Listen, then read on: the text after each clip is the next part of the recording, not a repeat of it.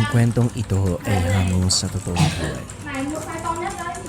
Mula ito sa isa nating kabayan na itago na lamang natin sa pangalang Anton. Taong 2001, probinsya ng Cebu. Nagsimula ang lahat ng dumating si Mang Bado sa pasugalan. Hindi pa uso ng mga panong ito ang pagdakip sa mga sugalero, lalo na kung nasa pinakaliblib na bahagi ng lugar. Hantak kung tawagin sa Cebuano ang sugal, kung saan 3 baryang tigpipiso ang ihahagis sa malapad na bato. 2 lamang ang pagpipilian, hari o patay. Hari ang tawag kapag nakarap ang barya, patay naman kung likod.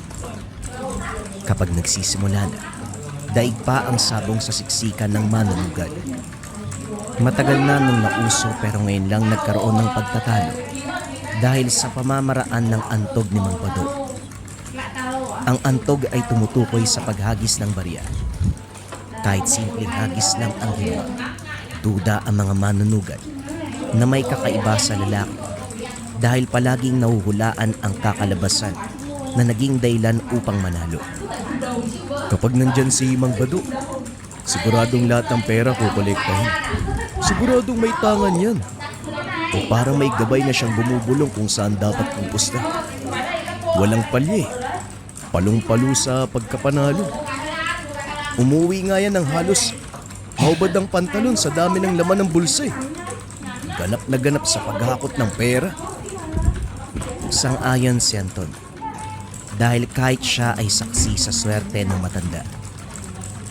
Maraming manunugal ang galit, pero marami ding tagalabas ang pumuri sa angkin nitong kabutihan.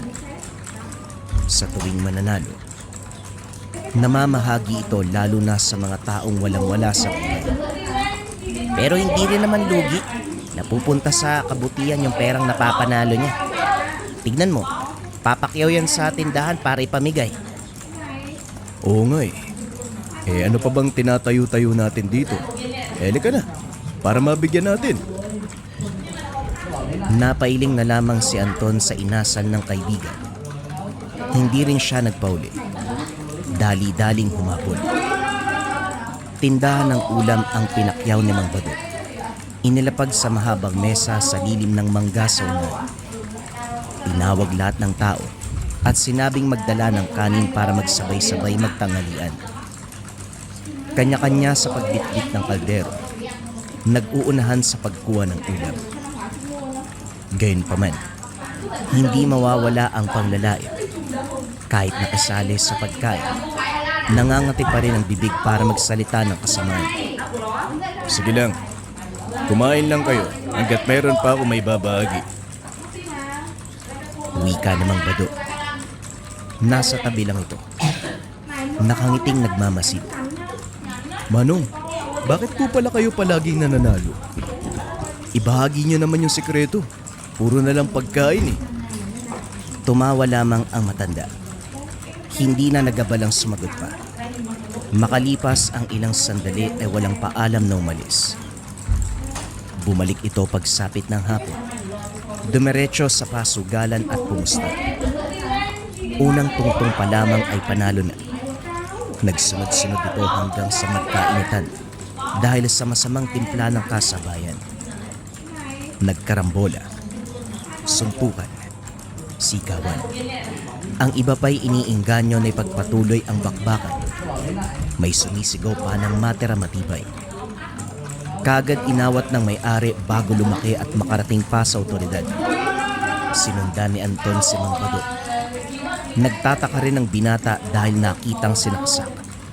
Tumama ang patalim sa braso, pero walang sugat. Kung hindi napansin maigi ang kilos na yun, pwedeng sabihin na nakaiwas.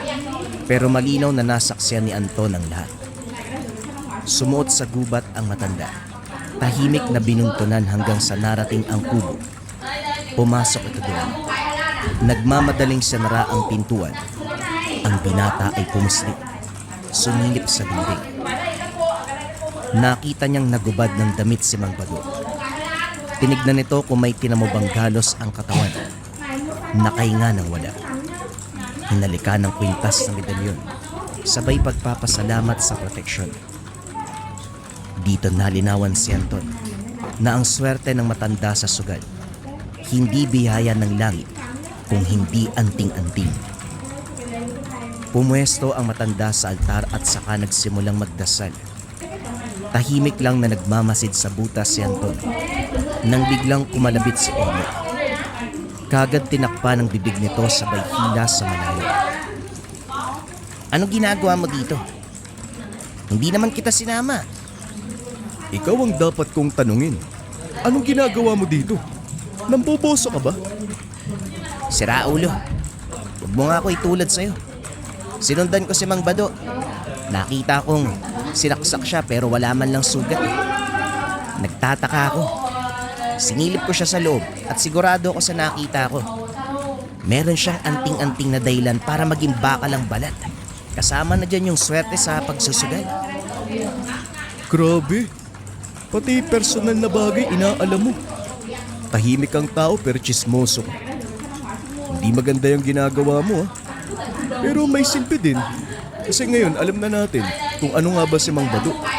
Kumakapit lang pala sa anting-anting. Kaya pala palong-palo sa swerte. Hindi naman masamang magtiwala sa isang gamit mga iyo. Ang masama, mangialam sa buhay ng may buhay. Kagaya ng ginagawa nyo. Wala siguro kayong mga trabaho Mabuti pang gapasin nyo yung mga talahib sa likod ng bahay. Susuhulan ko na lang kayo. Libre na rin ang inumin at pagkain. May karit at panabas doon sa silong. Pwede na kayo magsimula. Hihindi sana si Anton, pero ang kaibigan ay naunang humugot ng patalim. Sinimulan ang paggapas ng talahib. Napailing na lang siyang sumunod. Mabilis natapos dahil hindi naman gaano karami. Pagbalik sa tahanan ni Mang Bado, sumilong muna dahil may bisita ang matanda. Sa pakikinig ng usapan, mararamdaman ang galit sa boses. Nasa loob kasi ang mga ito at nasa labas lamang sila nakapwesto. Pinalasan ng dalawang binata ang pandinig para maklaro ang sinasabi. Kaso nga lang, hindi malinaw dahil na rin sa layo. Sinubukang lumapit, pero natigilan ng lumabas ang bisita. Isang matipunong lalaki na nasa edad 60. Nahinto rin ito at saka tumitig sa kanila. Humakbang, pero hindi nakalapit ng harangin ni Mang Bado. Ang sabi ko sa'yo, umalis ka na.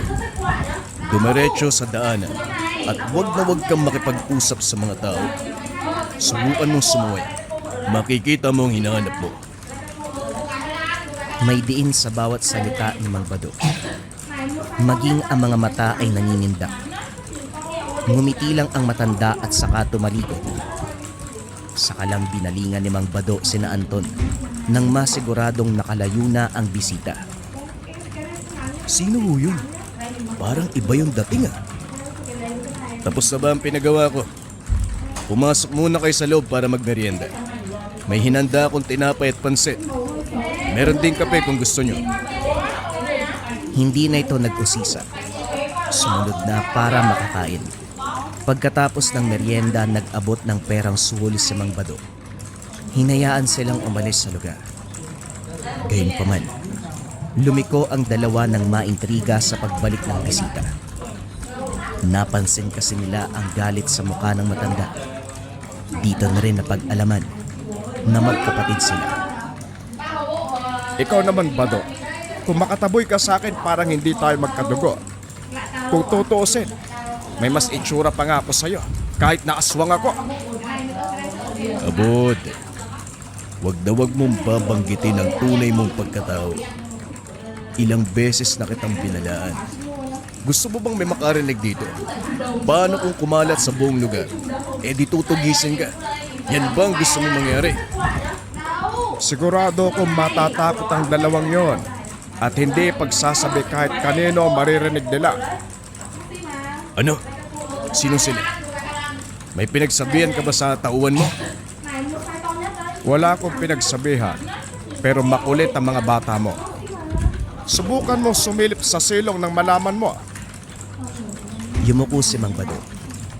Hindi makapaniwala nang masipat sa siwang ng kawayan si Anton at Oyong. Dali-daling tinawag ang mga ito.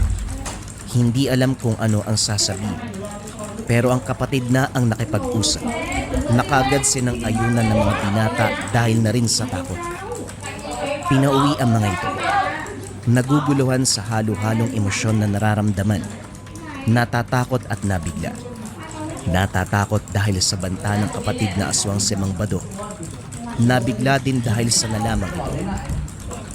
Matapos ang kaganapan, kusang umiwas sina Anton at Oyong. Kapag natatanaw sa daan si Mang Bado, linis sila ng daanan. Kaso nga lang nagtaka sila dahil hindi na ito nakikita sa sugalan. Maging ang mga tao ay nagtatanong. Ilang ulit na rin pabalik-balik sa tahanan ang mga binata, pero wala ito sa lugar. Hanggang sa nakita nila si Mang Abud. Ayaw sanang makipag-usap ng dalawa. Kaso nga lang, dahil sa katotohanan na pwede silang saktan ito anumang oras, wala ring nagawa kung hindi pumayag. Meron siyang hiniling. Sumama sila para puntahan si Mang Bado. Nagtulakan sina Anton at Oyong habang nakasunod. Gayunpaman, sinigurado ni Mang Abud na wala siyang gagawing masama sa mga ito. Gusto lamang magpatulong para sa kapatid. Naguluhan din ng mga binata kung ano nga bang klase ng tulong. Hindi naglaon. Bumungad ang nakahandusay na si Mang Bado. Kailangan ko ang tulong nyo para bantayan ang matandang to. Inatake ng kalaban kong aswang. Masyado kasing pabida. Hindi nag-iisip kaya napuruhan. Huwag kayo mag-alala, hindi papatayan. Wala lang malay. Pero, hindi naman siguro kami madadamay dyan sa kalaban nyo, di ba? Baka pwede kaming sa tahanan na lang ni Mang Bado. Huwag na sa lugar na to, nakakatakot eh. Pumayag si Mang Abud. Hinatid sila sa tahanan ng kapatid. Sinabihan na rin ang gagawin kung sakaling may magparamdam na aswang sa paligid. Tinuruan kung saan nakalagay ang gamit ni Mang Bado. Mga mabisang pangontra sa aswang. Nang makaisip si Anton, hindi napigilang magtanong. Sandali lang po, Manong. Kung magkapatid kayo ni Mang Bado, paano ikaw yung aswang? Tapos siya, merong mga gamit laban sa aswang. Ganyan talaga lalo na kung hindi kayo magkasamang lumaki. Saka lang kami nagkakilala ngayong matanda na. Mabuti nga nagkasundo pa eh. Nagawang respetuhin ng bawat katauhan. May tatanong pa ba kayo bago ko umalis? Pakabilisan. May hahabulin pa akong peste. Umiling si Anton. Lumakad na rin si Mang Abud. Kinuha nila ang kahon kung saan nakalagay ang mga gamit pangontra aswang. Ang nakasilid ay langis at 2 pares ng buntot pagi. Tig-iisa sila. Pumwesto sa tabi. Panaylikot ang mga mata sa tuwing may kakaluskos. Naguguluhan ako kung paano tayo napunta sa sitwasyon na to eh. Wala akong maalala. Ikaw lang ba? Parang kailan lang nasa hantakan tayo tapos ngayon biglang nagbabantay ng walang malay. Tapos may kapatid pang aswang. Ay nako. Makaraan ng ilang oras, naging alisto na may biglang dumapo sa bubong. Gawa lamang sa nupa at ang bawat pawid ay parang nahawi. Nagbulungan sina Anton at Oyo. Hinanda ang buntot pagi. Kaso napakulot na lamang ang noo nang bumungad ang mukha ni Mang Abud. O kalma lang, ako to. Gusto ko lang masiguro na hindi kayo tulog. Mabuti naman at alerto kayo, napadaan lang ako. Alis din kagad, mag-iingat kayo. Ni hindi man lang nila narinig na kumaluskos ang pagbaba. Bigla itong naglaho. Baka mamaya, siya lang din yung may gawa nito kay Mang Bado. Tapos, niloloko lang tayo. Anton, umalis na tayo dito. Sa mukha ng matandang yan, hindi naman mapagkakatiwalaan eh. Nang magkasundo, dahan-dahang pumuslit palabas. Kaso nga lang, kaagad ding bumalik sa loob. Matapos maaninag ang anino ng halimaw, gumagapang ito sa damo. Mabilis ang kilos, na sa unang tingin nasa malayo, pero pagbalik ay malapit na. Naganda ang dalawa sa posibleng mangyari.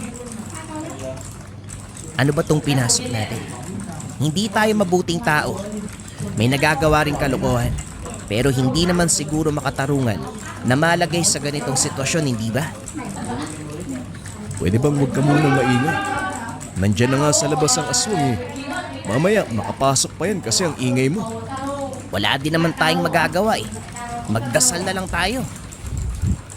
Nagkasagutan ang dalawa. Panaysisi sa kinalalagyang sitwasyon. Hindi na malayan na malapit na ang nilalang. Sa kalagitnaan, natahimik si Anton at Oyo nang marinig ang angil nito. Sininda ng yabag sa bubong. Ilang sandali pa, bumungad ang nanlilisik na mga mata sa butas. Sa taranta ni Oyong, nahampas ng buntot pagi. Hindi ito inasahan ng nilalang, kung kaya't matagumpay na natamaan. Malakas ang tunog ng pagkahulog nito habang paulit-ulit na sumisigaw. Tuwang-tuwa naman ang dalawa pero biglang napawi nang may bumangga sa dingding. Paulit-ulit na para bang gustong butasin. Pumipwesto doon, inihahanda ang buntot pagi. Kaso nga lang nahablot si Oyo bago mahambalos. Sa sobrang bilis ng kaganapan, nahuli si Anton. Paglapit sa kaibigan, wala na ang aswang. Nagulat din si Oyong dahil walang ginawa ang nilalang. Hinablot lang siya palabas at biglang iniwanan. Pareho silang napapatanong ni Anton.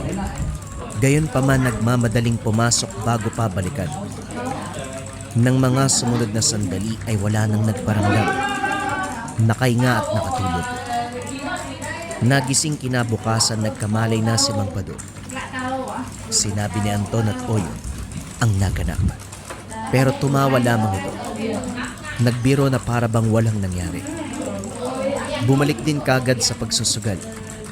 Ang dalawang binata ay nagtatakang sumunod. Sa puntong ito maraming dayo ang dumating. Mapera. Malaki ang pustahan kaya ganadong lumaban. Kaso lahat sila tinalo. Imbis na pera ng dayo ang ubusin, kanila ang walang natira. Pero nang si Mang Baduna ang humarap sa mga ito, walang binatbatang lahat. Makikita ang tensyon sa pagitan ni Mang Bado at mga dayo. Kahit sila ang umantog, si Mang Bado ang panalo. Sunod-sunod hanggang naubusan ng pangsugal. Pagkatapos kanya-kanya sa pag-alis. Matalim ang titig ng mga lalaki sa matandang antingero. Tahimik na sinundan. Pagdating sa kakawian kung saan walang tao, bumunot ng baril ang isa sa kanila at nagpaputok. Humandusay si Mang Bado. Gulat si Anton at Oyong sa nasaksiyan. Napapatanong kung paanong nangyari, gayong meron namang anting-anting. Ang mga lalaki ay nagtawanan. Tumalikod ang mga ito pero bago makalayo, bumangon si Mang Bado at saka gumanti. Ilang segundo lang ang lumipas, lahat ng ito ay bumagsak. Wala nang buhay. Dali-daling umalis sa lugar bago pa may makakita. Sumunod naman si Anton at Oyo. Sa tahanan na abutang nag-aantay si Mang Abod. Sinali ang mga binata sa usapan dahil alam na rin ng mga ito ang kaganapan. Ang sabi, may tao sa pasugalan na nagbabayad ng tao para ipatumba sa Mang Bado. Ang dahilan, galit sa palaging pagkapanalo ng matanda. Hindi lang yun. Meron pang isa. Ang aswang na nakalaban ni Mang Abod, naroon din sa pasugalan. Huwag mo kong niloloko, Abod. Kung meron mang aswang doon, malamang malalaman ko. Ilang ulit akong pabalik-balik sa lugar. Halos doon na nga ako tumira. Etong taong to parang hindi alam ang pamamaraan ng aswang. Hindi lahat mahuhuli sa isang tingin sa isang amoy. Maraming pakulo ang mga yan para lang itago ang pagkatao sa lahat. Ikaw nga na may anting-anting na isan eh. Mahina ka siguro. Sandali nga. Bakit ba ako nadadamay sa problema mo? Ikaw lang naman tong hinahabol ng kung sino-sinong aswang dahil sa pagiging hambog mo. Ang lakas kasing magamot. Tapos kapag papatulan, magtatago. Pati ako madadamay eh. Sana lang hindi kita nakilala. Maayos na sana ang buhay ko. Tapos bigla kang sumulpot. Hoy, huwag mo kong ayawan dahil kahit bali-balik ta rin ang mundo, magkapatid tayo, magkatugo tayong dalawa. Ikaw lang naman na nagsasabi niyan. Wala rin ako magawa dahil wala na si nanay upang mapagtanungan. Parang ginagamit mo lang ako para makalusot ka sa mga kalaban mo. Bakit naman kita gagamitin pulpul ka? Mas malakas ako kumpara sa'yo. Kaya kitang yakapin ang hindi naapektuhan ng anting-anting mo. Tama na, Bod. Pangit na nga yung mukha mo, pangit ka pang kausap. Mabuti pang umalis ka na. Huwag ka namang gulo rito. Pabayaan mo na ako. Kapag nandyan ka, ang daming problema. Aalis naman talaga ako eh. Hindi ko rin masikmura yung mukha mo. Pero kailangan mong mag-ingat. Nasa pasugalan ng kalaban. Naroon ang taong gustong pumatay sa'yo at sa akin. Wala akong pakialam kung sinong gustong pumatay sa'yo. Patayin ka niya kamo. Umalis ka na. Nandidilim na ang paningin ko. Nagkatinginan lang sina Anton at Oyo habang nakikinig sa usapan ng magkapatid. Nagtatanong kung bakit nasali pa, gayong walang kinalaman sa mga ito. Nagpaalam sila subalit pinigilan ni Mang Bado. Para sa matanda, hindi pwedeng basta na lang paalisin ng mga binata ngayon na merong nalaman tungkol sa kanilang magkapatid. Wala siyang tiwala sa pagtamo ng mga ito dahil kapag nadulas ang bibig, may sisiwalat sa karamihan ng katotohanan, bagay na ayaw niyang mangyari dahil napapagod kakalipat ng tirahan. Ang ginawa, inutusan ng inutusan para manatili sa bahay. Si Mang Bado sa kabilang banda, bumabalik pa rin sa pasugalan kahit na binalaan ng kapatid. Habang abala roon ng matanda, sinamantala nila Anton at Oyong ang pagkakataon na makalis. Nagtungo ang dalawa sa kabilang sitio kung saan may dating bahay ang pamilya ni Oyong. Ginagamit pa rin naman itong tambakan ng mga bagay-bagay at maayos pang tirhan. Nagpa siya na dito muna mamalagi sa takot na lalong madamay sa problema ni Mang Badong at Mang Abod. Kaso nga lang pagsapit ng gabi, sila naman ang binulabog ng aswang. 10 oras nang mapansing may palakad-lakad sa bubong. Yero lamang ito, kung kaya't bawat apak lumilikha ng ingay. Pinagpalagay nung una na pusa, pero nang marinig ang pagkalmot ay kaagad na alerto. Dali-daling kumuha ng patalim at ibang panlaban, pero hindi pa rin napigilan ang pagpasok ng nilalang. Bigla itong lumitaw sa harapan. Pareho silang tumilapon. Sunod-sunod na binalibag si Anton.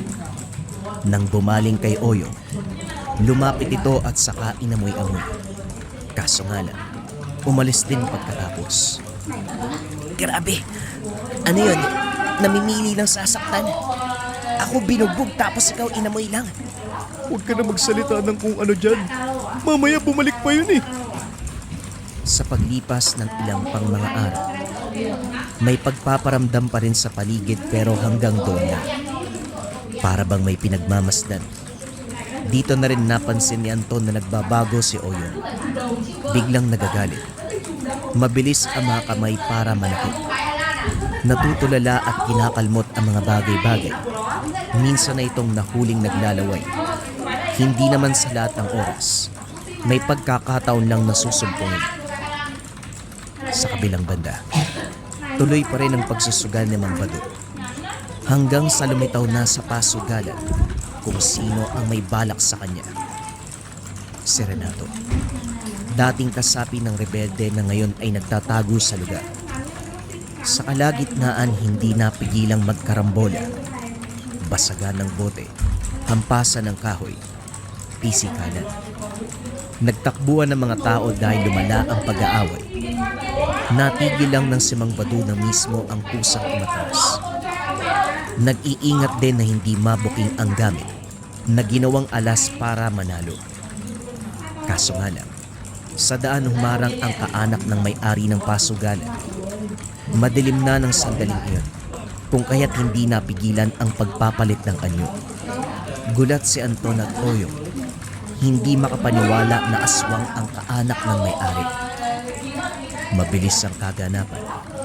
Nakita na lang nila na nakahandusay ang lalaki. Ilang ulit tumagos ang balisong ni Mang Bado sa katawan nito. Batay sa bakas, nagmamadali na rin umalis nang mawala ang matanda. Pero natigilan si Anton dahil biglang nawalan ng malay si Oyong. Binuhat na lamang ito at inuwi. Kaso nga lang problema ang bumungad pag-uwi ng bahay. At sila ang binuntunan ng galit. Minsan silang nakitang kasama si Mang Bado. Kahit ilang ulit mang sabihin na wala silang kinalaman, nagpupumilit ang lalaki. Sinaktan si Anton, pero kagad ding natigilan ng sumugod si Oyong. Kinagat ito. Kumaripas ng takbo habang iniinda ang sugat sa leg. Nanlaki mga mata ni Anton dahil nilalasap ng kaibigan ang dugo sa kamay. Maging ang laman ay kinagat at nilunok. Oyong, ayos ka lang ba? Nakakadiri ka naman. Gumaling ito sa kanya. Tinitigan siyang mabuti hanggang sa dahan-dahang lumapit.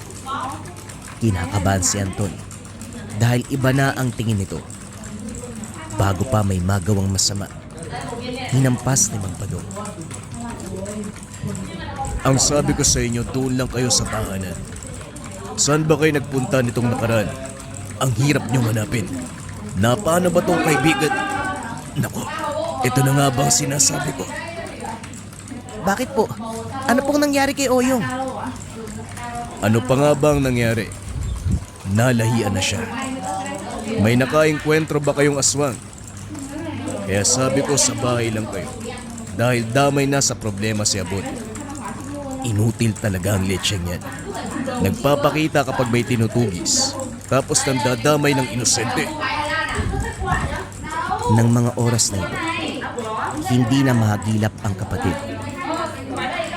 Hindi na nagsayang ng pagkakataon. Dinala ni Mang Bado sa tahanan si Oyong upang gamutin sa pagkayagaw. Ang problema, masyadong mabilis ang proseso ng sumpa sa katawan nito. Ilang linggo pa ang lumipas. Lumala na ang senyales. Dali-daling hinanda ang mga gamit at saka sinimulan ang ritual. Kaso muling nabulabog si Mang Abot. Kasalukuyang hinabol ng aswang. Leche ka talagang matanda ka. May ginagamot pa mo, pero nagdala ka na naman ng kalaban. Paulit-ulit na hinampas ang kapatid. Nakakabagong palit pa lamang ng anyo. Hubot-hubad. Nanlilisik ang mga mata. Kaya pa naman silang kalabanin ng problema, malakas eh.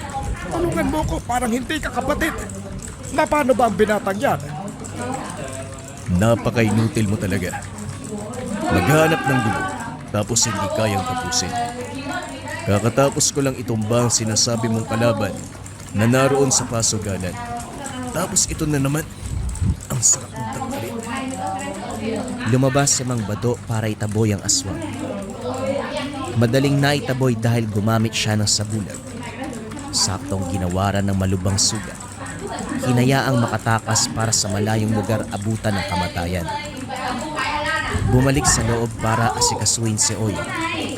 Pinainom ng tubig na pinagbabara ng medalyon na hinaluan ng iba pang pangontra. Pagkatapos pinilit pinasuka ang bagay na kinargahan ng sumpa.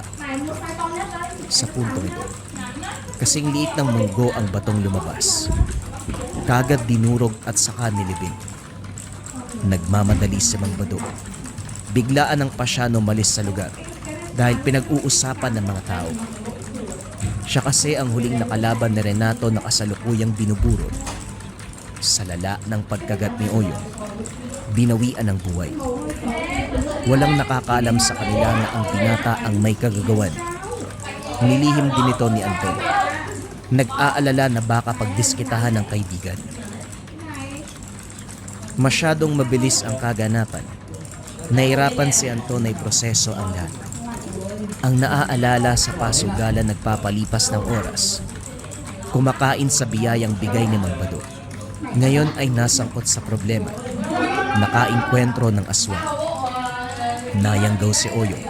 At ngayon naman nawala sa lugar si Mang Bado. Kasabay ng paglisan nito. Gumaling naman si Oyo. Kaso nga lang wala itong naaalala. Nawala na din ang mga perwisyo sa kanilang lugar. Hindi na lang din sinabi ni Anton ang totoong kaganapan. Hindi niya ipinagtapat kay Oyo na minsan siyang nayanggaw at tumikim ng laman ng tao. Pero habang buhay dadalhin ni Anton sa kanyang sarili ang masalimuot na karanasan kay Mang Bado, ang sugalero ng Cebu. Bagong kwento pa rin ang kasunod mga kabayan. Ito ay tungkol sa Manong Luis na naging ermitanyo. Simulan na ang storya. Ang kwentong ito ay hango sa totoong buhay.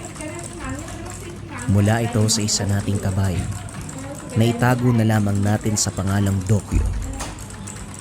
Taong 1991, si Kihor. Maraming may isip na kababalagan ang kahit na sino kapag narinig ang salitang si Kihor. Pinaniniwalaan na pugad ito ng iba't ibang kababalagan. Hindi lamang ng mangkukulam at mambabarang, kundi maging ang aswang na palaging pinoproblema ni Dokyo. Isa siyang antingero na galing sa pamilya ng manggagamo. Hindi sumunod sa yapak ng ama. Ang nagustuhan nito, panunugis, pakikipagbakbakan sa mga nilalang. Ayaw magpahuli dahil malakas ang laban ng tango na nagmula sa kawayan. Dokyo, sa kawayan ka na talaga nakatira. Meron tayong tahanan pero dyan ka namamalagi. Paduyan-duyan. Akala mo kung sino senyorito. Umuwi ka nga. Tumulong ka sa gawaing bahay. May ginagamot ang tatay mo. Marami nga asikasuhin daan. Malayo palang naririnig niya na ang malakas na boses ng ina. Madalas siya nitong sinusundo sa kawayan kung saan tumatambay. Dinadalan pa ng walis tingting bilang panghampas. 24 anyos na pero bata pa rin itrato. Lalo na pagdating sa pagdidisiplina. Uwi naman ako mamaya eh. May dala ka na namang walis ah. Nay naman, huwag mo ipalo sa akin yan, masakit. Wika ni Dokyo. Nagmamadaling tumayo mula sa duyan upang makaiwas. Anong gusto mong dalhin ko sa susunod, Dos Pondos? Ang laki mo na, pero kailangan mo pang pagmalupitan para umuwi. Ano bang meron sa kawayan na to parang nahuhumaling ka masyado? Araw o gabi nakaduyan ka dito. May engkanto ba dito? Naging nobya mo? Si nanay talaga magulos dili nga po kayo. Palagi na lang may nasasabi. Eto na nga ho, uwi na nga eh. Tugon ni Dokyo. Niligpit ang duyan at saka nagmamadaling lumakad. Sa kawayanan siya palaging nakatambay. Hindi lang dahil sa presko ang hangin, malawak na tanawin, kundi doon natagpuan ang mutyang tinatangan. Malaki ang respeto sa nasabing lugar. Kaya bilang pasasalamat sa binigay na lakas, naglaan ng oras doon. Pagdating ng tahanan na abutan niya ang ama, nagliligpit na mga gamit. Tapos na ang gamutan sa mga pasyente, pero naguguluhan pa rin. Tay, may problema po ba? Yung mukha nyo kasi parang may hindi pa nasusolusyonan. Ang lalim ng iniisip nyo, kahit wala ng pasyente. Kilala mo si Aling Sikayan? Yung anak niyang buntis natagpuan patay kaninang umaga. Ang sabi ng asawa, nakarinig siya ng kaluskos sa bubog. Sandali lang naman daw kaya hindi pinansin sa pag-aakalang pusa lang. Sunod na namalaya, umalingaso yung matinding ahon. Parang nabubulok na naman na sunod. Hindi rin pinansin dahil nawala kagad. Tulog na ang asawa sa kwarto na masandaling yun. Kinaumagahan, nalaman nila wala na eh. Hindi nagising. Nanigas ang katawan. Bakit naman kasi hindi pinansin? May senyales na nga sa paligid pero binaliwala pa. Ibang klaseng kabangmangan yan. 2 buhay tuloy yung nawala. Yung nanay, saka yung bata sa sinapupunan. Naroon na eh. Sana pinatay na yun eh. Hindi napigilan ni Dokyo maglabas ng salubin. Napabuntong hininga upang mapigilan ang bugso ng damdamin. Sa tuwing nakakarinig ng ganitong balita, walang ibang nararamdaman kung hindi galit. Kaya nga pinasundo kita sa nanay mo para mapag-usapan natin ang gagawin. Ikaw ang manunugis, kaya dapat merong plano. Hindi rin ako makatulong eh. Gawa ng may inaasikaso sa mga pasyenteng pabalik-balik. Ano sa palagay mo ang gagawin? Ano pa nga ba ang gagawin natin? Hanapin at patayin. Ganun lang kasimple. Nang bibiktima ng mga tao, kaya dapat lang patayin kaagad. Huwag nang patagalin. Kaya ka naiisa ng kalaban eh. Minsan hindi ka nag-iisip. Ang punto dito, mahuli ang aswa at mabigyan ng karapat-dapat na parusa. Kaya kinakailangan ng kilos na may plano. Kung paiiralin mo ang galawang hindi pinag-isipan, patuloy ka lang malulusutan ng kalaban. Umayos ka kasi. Natahimik siya. Napagtanto ang sinabi ng ama. Kagaya na lamang po ng dati. Mamanmanan ko ang lugar malapit sa bahay ng biktima. Kapag nakita ang nilalang, tutugisin kaagad. Wala namang yung pinagkaiba sa sinabi mo kanina. Ano bang nangyayari sa'yo? Puro katambay doon sa kawayanan eh. Kaya pati utak nalilipad ng hangin.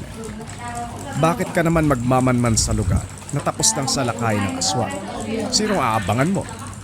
Kahit abutin ka pa ng umaga kakaabang, walang nilalang na magpapakita sa'yo dahil tapos na ang pambibiktima. Ay nako, ikaw tong manunugis. Pero ako pa nagtuturo sa'yo. Ganito na lang, maglibot ka sa buong barangay. Maliit lang naman ang lugar natin eh. Maghanap ka ng bakas o kahit anong bagay na makakapagturo sa alimaw. Imposibleng walang makita. Siguradong nagkalat ang mga palatandaan. Kagad kumilo si Dokyo. Bawat kanto ng barangay ay pinuntahan. Tinalasan ang paningin para may mahanap. Dumiretso siya sa bahay ng Mang Fidelo. Isa itong manghihikap. Kaanak ng mangkukulam na ang gamit sa pambibiktima ay orasyon at kamay. Isang tapik lamang sa tao ay pwede nang dapuan ng matinding sakit. Depende sa kung anong ibibigay. Dokyo, sa tingin mo ba ako bumiktima sa buntis? Alam ng pamilya mo ang pagkatao ko. Pero ako na mismo magsasabi sa'yo na wala akong kinalaman sa nangyari. Hindi ako aswang. Isa akong mangikap. Kung ako man ang may gawa nun, sana merong nakakita. Hindi ako makakapambiktima kung hindi ko mahahawakan ng tao. Alam mo yan? Napalingon siya sa pinanggalingan ng boses. Nakita si Mang Fidelo. Karga-karga ang sako ng mais. Halatang galing sa taniman. Wala pa nga akong sinasabi, pero nakarami na kayo. Paano yun nalaman na yan ang pakay ko? Dumedepensa kayo kaagad eh. Wala pa nga akong hinihirit. Bakit naman hindi? Sa tuwing may nabibiktima sa lugar, maglalakad-lakad ka para maghanap ng ebidensya na magtuturo kung sino ang nilalang na sumalakay. Isa ako masamang tao, kaya binabantayan din ang galaw ng katulad mo na may kakaibang kakayahan. Isa pa, yan ang usap-usapan ng lahat ngayon. Walang sino mang tao rito sa atin na hindi alam ang nangyari sa anak ni Aling Silay. Nakumbinsi siya sa rason nito. Kung tutuusin ay tama rin. Ang isang manghikap na kagaya nito, kinakailangan makalapit sa biktima bago magawa ng masama. Pasensya ka na, Mang Fidelo. Ikaw kasi ang pinakamalapit, kaya ikaw ang una kong pinuntahan. Lahat naman, sasadyain ko eh. Malay natin, nakipagkuntsaba sa ibang lahi. Uso na rin yan, hindi ko ba? Wika na Dokyo. Napahugot ito ng hininga. Natamaan sa kanyang sinabi. Hindi na pinahaba pa ang usapan. Tumalikod siya at pinagpatuloy ang pakay. Nalibot ang buong barangay pero walang mahanap na bakas. Pinuntahan ang mismong tahanan ni Aling Sikay, kaso nga lang wala rin. Naglaho maging ang amoy ng aswang na bumibiktima. Naging malinis ang galawan. Sa palagay ko, gumagamit ng kung anong orasyon ng aswang para sumabay sa pag-alis ang pagkawala ng bakas. Kung wala ka talagang nahanap, o baka naman may nakaligtaan ka. Dokyo, may pagkamangmang ka pa naman paminsan. Wala po talaga tay. Bawat sulok tinignan ko na. Pati nga ang aking tangan walang naramdaman pero tama ka. May ginamit ang aswang. Naging maingat. Hayaan nyo, lalabas ako mamayang gabi. Magpapatuloy sa paghahanap at magmamanman na rin. Sige, magandang ideya yan. Bago pala, samahan mo muna ang iyong nanay sa pagbili ng kakailanganin dito sa bahay. Wala na tayong bigas. Bumili ka rin ng gulay. Nagpunta sila sa pamilihan kasama ang ina. Habang namimili, inatupag niya ang pagmamasid sa babaeng ngayon pa lamang nakita. Nagtitinda ito ng asukal sa tindahan ni Mang Berto. Alerto ang mutya, pero wala siyang maramdamang banta sa babae. Tinuro ng tangan, ngunit kalmado lang ito. Lumapit pa siya para makasigurado. Asukal ho, oh. Bagsak ang presyo ngayon kasi maraming dumating. Ilang kilo po ang gusto niyo? Mahinahon ang boses nito. Ay, hindi naman ako bibili. Lumapit lang ako kasi kala ko kung ano yung paninda mo eh. Asukal lang pala. Naguguluhan si Dokyo. Taliwas sila ng tangan. Wala namang naramdaman sa babae. Diretso sa mga mata ang tingin nito. Walang kaba. Hindi katulad ng ibang nakasalamuang aswang na mahahalata kaagad dahil sa reaksyon. Lumingon siya muli sa babae. Nakangiti lang ito nang magkatinginan sila. Pagkatapos ng pamimili, dumiretso sa pag-uwi. Hanggang sa makarating ng bahay, yun pa rin ang nasa isipan. Anong tinatakbo ng utak mo? Baka malunod ka sa lalim ng pag-iisip. Siguro naman, pagpaplano yan para mamaya. Biglang singit ng ama. Pinuntahan siya sa bakuran. Naguguluhan kasi ko tayo. Kanina sa pamilihan naging alerto ang mutya. May tinuturong babae. Pero nung nilapitan ko wala akong maramdaman. Normal lang ang kilos niya eh. Paano kaya nangyari yun? Aba, malay ko sa'yo. Wala akong karanasan sa pagkakaroon ng tangan. Halamang gamot at herbal lang ang hawak ko. Eh, ikaw ba? Ano ba sa palagay mo? Hindi naman magbibigay senyales ang mutya sa maling pagkakataon. Kumbaga, hindi yan nagkakamali sa pagtukoy. Kung itinuro ang tao, isa lang ang ibig sabihin. Masama. Kung wala kang naramdaman sa babae, baka hindi siya aswang, pero may tinatagong kasamaan. Alam ng mga mutya, ang mga uri ng individual na maitim ang budhi. Kung sa bagay may punto ho kayo tayo. Hindi ko napansin ang katangian ng isang aswang doon sa babae. Kasi baka isa siyang hamak na tao, pero may masamang binabala. Etong tangan ko, kung ano-anong kasamaan nyo napapansin. Mamaya, anong oras mong balak lumabas? Ang sabi ni paring Lauro, may nakita siyang kahinahinalang babae malapit sa kanila. Ilang beses daw dumaan eh. Tumitingin sa mga kabayan. May pagkakataon na humihinto. Ang kinakatakot niya, baka aswang daw eh. Tignan mo nga, baka yun yung halimaw na ng bibiktima noong nakaraang gabi. Kapag nasiguro mong aswang, wag na magpalin lang. Puksay mo kagad. Oo naman tay. Wala akong papalampasin lalo na kapag nahuli sa akin. Mamaya, sisiguraduhin ko mahanap ang sino mang umaaligid na yan. Sana siya rin ang nilalang na ng biktima sa yumaong anak ni Aling Sigay. para isang panunugis ang mangyayari. Pagsapit ng gabi, nakahanda na si Dokyo. Naglilibot sa lugar, layong mahanap ang halimaw. Siniguradong tulog ang lahat bago lumapit sa mga bahay-bahay upang maiwasan ang anumang negatibong pag-iisip laban sa kanya. Hindi alam na mga kapitbahay na isa siyang antingero. Dumaraan lang siya pero matalas ang pangdama at paningin. Pinupuna ang may hinang kaluskos at mga anino sa tabi. Sa unang mga oras ay walang napansin. Pabalik-balik siya sa pag-ikot. Nang mabagot, sumadya sa kawayanan upang makapagduyan pero laking gulat nang may nakasampa roon. Dali-dali siyang naglakad. Habang papalapit ay nagiging aktibo ang tangan. Alisto siya. Hinanda ang patalim. Sandali lang. Hindi ako masamang tao. Napadaan lang ako. Nakiduyan lang. Napagod ako kakalakad eh. Wala naman akong binabalak na kahit ano. Natigilan si Dokyo nang makilala ito. Teka sandali. Ikaw yung babaeng nagtitinda ng asukal sa tindahan ni Mang Berto, hindi ba?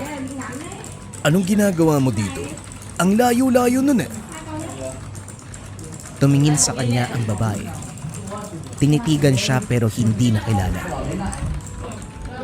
Oo, bagong tindera ako doon pero magkakilala po ba tayo? Bago pa lang kasi ko sa lugar niyo eh. Hindi rin kabisado yung mga nakakasalamuhang tao.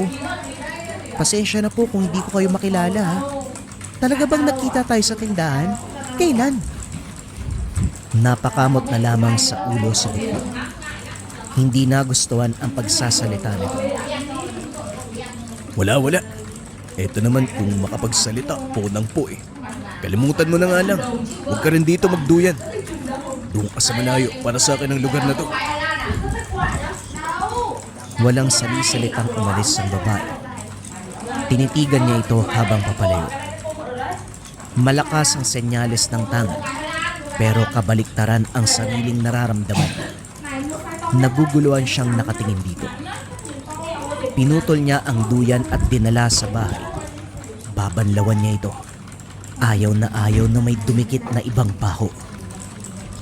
Nang hindi pa rin maalis ang senyales ng tangan, inamoy niya ito at dito nahanap ang bakas ng aswang. May kaunting samyo na naiwan.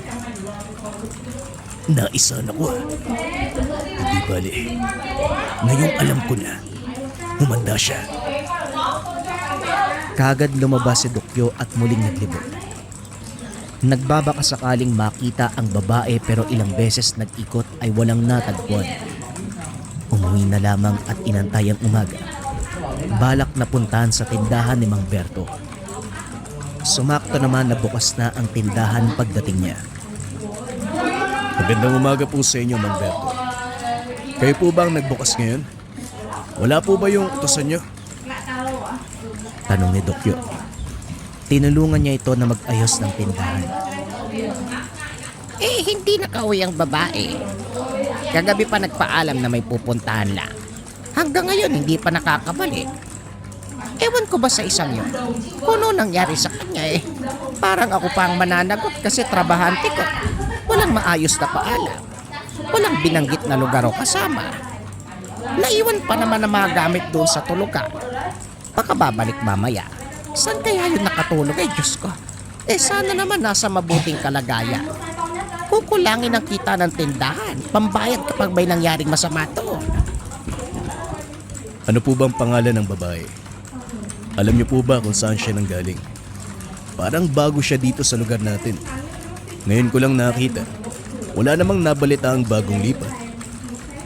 Hindi ko rin alam eh.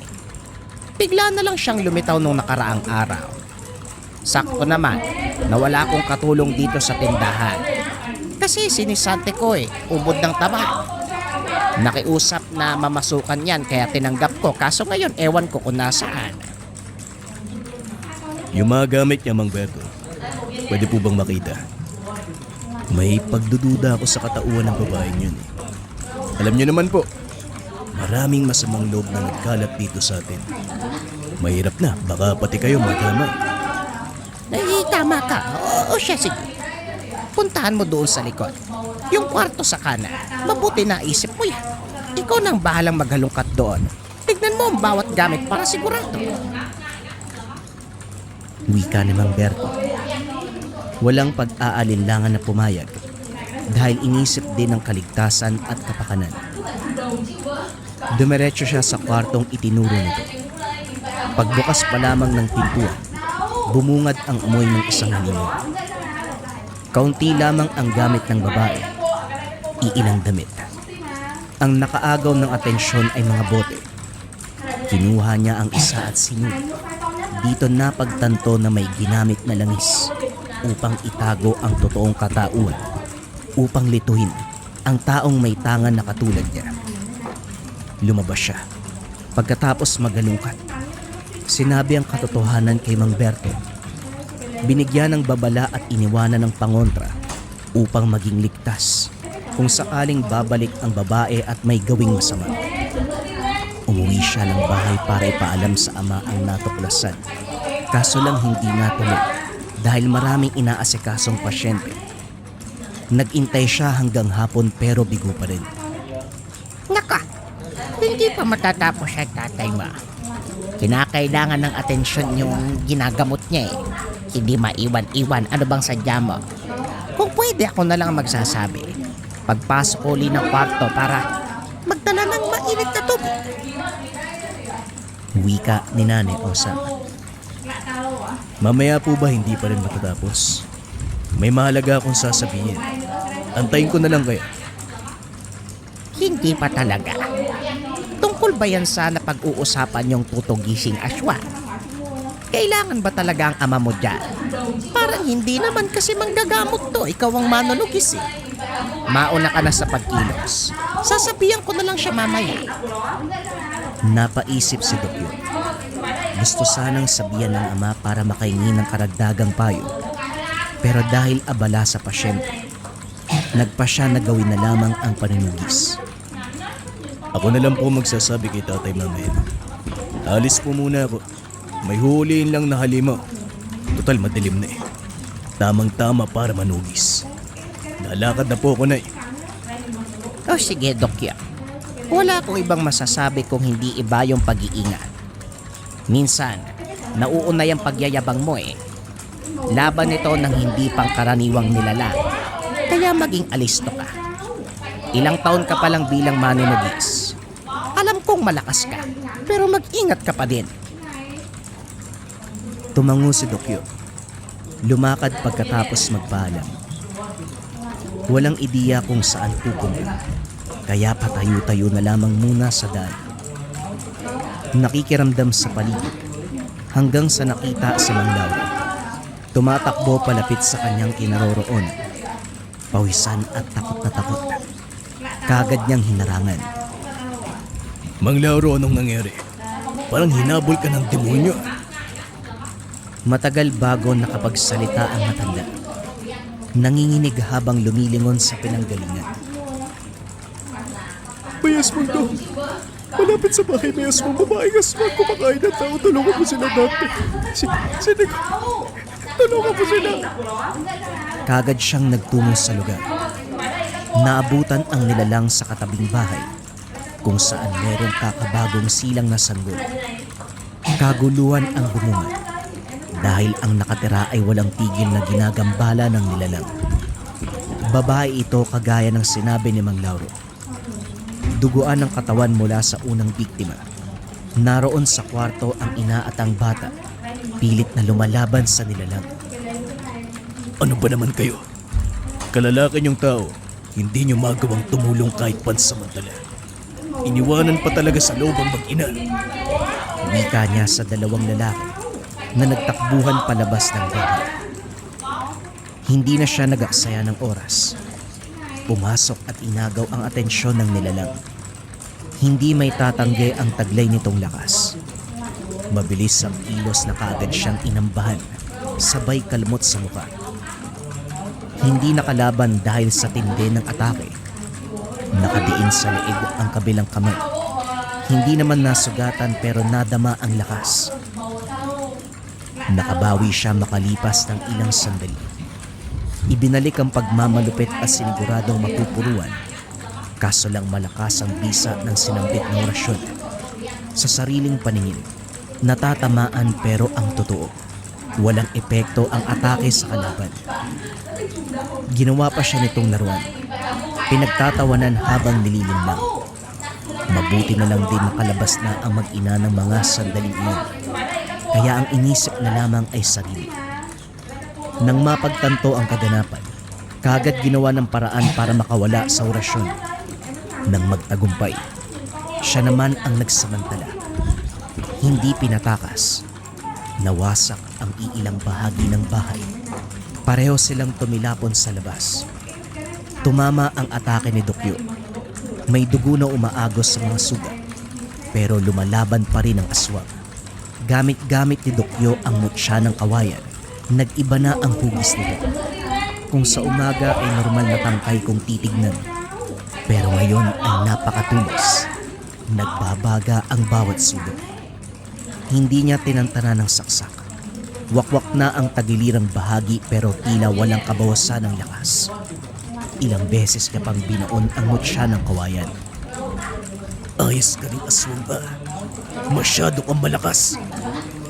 Umangil lang malakas ang aswang at muling sumugod. Paulit-ulit na kumakalmot at nangangagat. Ilang minuto pa ang lumipas. Wala pa rin bumabagsak sa dalawa. Parehong sugatan. Parehong malubha ang tama. Dokyo, hindi yan matatapos kung hindi ka mag-iisip ng paraan. Dalian po, patayin mo na yan. Kinalmahan ni Dokyo ang sarili. Nag-isip ng ibang paraan para makaatake. Pareho silang malakas at maliksi. Kung magpapatuloy ay hindi matatapos. Habang tumatagal, nasipat ang isang bagay na nasa kabilang tagiliran nito. Bahagyang maitim. Mabuti na lamang nasinagan ng kaunting liwanag ang maliit na bote. Ito ang langis na nakita niya doon sa mga kagamitan ng babae. Dali-dali siyang sumabay sa galaw nito. Kinuha ang bote at binasag. Yun lang ang kanyang ginawa. Dahan-dahang humandusay ang nilalang. Sa dami at lubha ng sugat na natamo, sa dami ng saksak ng mutya ng kawayan, kitang-kita kung paanong ang mga sugat nito ay naglabas ng dugo. Unti-unting nasunog. Yan lang pala ang sikreto mo. Kung ano-ano pa ang ginawa ko, kailangan lang pa ng basagin yan. Ibang klase ka rin ha. Meron kang isang uri ng langis na kayang kontray na magamit namin. Sige na, magpahinga ka na, pero wisyo ka. Tinulungan siya ni Mang Lauro sa pagliligpit ng bangkay. Ang ama naman ang nagsagawa ng orasyon at isinabay sa hukay. Tanda ito upang tuluyang matigil ang kasamaan ng alimaw. Ang tagal kasi umupa ng kalagayan ng pasyente kanina, kaya hindi kita nakausap. Nung sinabi ni nanay mo na nanugis ka pagkatapos makuha ang matibay na ebidensya, nagmadali akong sumunod. Nakailang ikot pa ako. Wala akong ideya kung saan ka pupunta eh. Mabuti pala napatay mo. Kumusta ang laban? Kung nakita mo lang tay, pati ikaw magugulat eh. Matagal bago ko na itumba. Gumamit ng kakaibang langis yung aswang na yan. Buti na lang tinuruan niyo akong maging kalmado at mag-isip sa mga ganyang uri ng sitwasyon. Nakita ko yung gamit niya nakasabit sa bewang. Yun, binasag ko. Doon ko napatay yan eh. O siya, sige na. Umuwi na tayo, mukhang napagod ka. Ang importante, napatay mo ang aswang. Dagdag ka naman yan para sa mga susunod mong panunugis. Matapos ang kaganapan, lalong lumalim ang relasyon ni Dokyo at ama sa aspeto ng panggagamot. Dito na din tuluyang inaral ni Dokyo ang pamamaraan sa panggagamutan. Pinagsabay niya ang lakas ng isang manunugis at manggagamot. Kaya naman dahil dito, tuluyang nakilala ang pangalan, hindi lang sa mismong sitio, maging sa karatig lugar. Dahil din sa kaganapang ito, nabawasan ang kaso ng mga pambibiktima ng aswang. Ramdam nila ang lakas at puwersa. ng isang purong manggagamot at batikan na manunugis.